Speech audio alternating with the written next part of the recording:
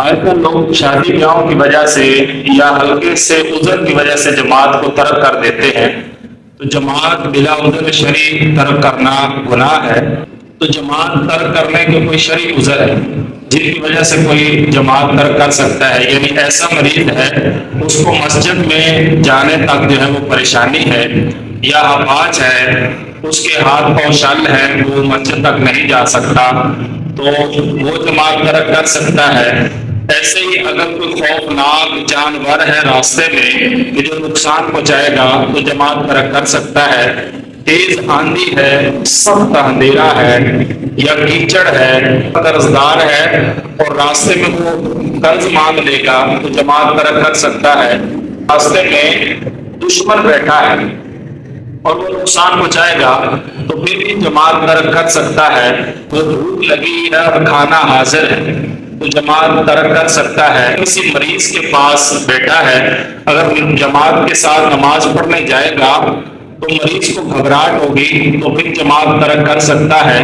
نابینا شخص ہے، اگرچہ اس کو مسجد میں لے جانے والا کوئی ہے، اس کے باوجود بھی وہ جماعت کو ترک کر سکتا ہے، اس پر جماعت کے ساتھ نماز پڑھنا واجب نہیں ہے۔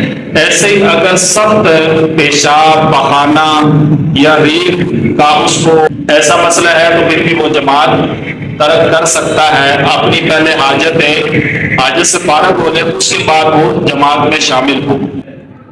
یا فالج کا مریض ہے، وہ جماعت ترک کر سکتا ہے۔ یا اتنا بوڑھا ہے کہ مسجد تک نہیں جا سکتا، وہ جماعت ترک کر سکتا ہے۔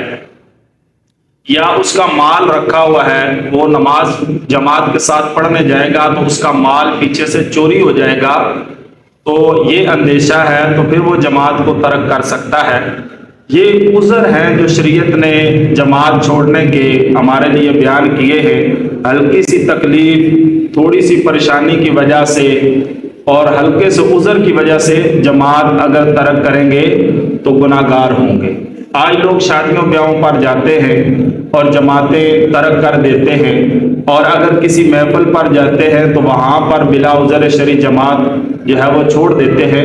بغیر کسی عذر کے کوئی جماعت ترک کرے گا تو وہ گناہ گار ہوگا، کیونکہ جماعت کے ساتھ نماز پڑھنا واجب ہے۔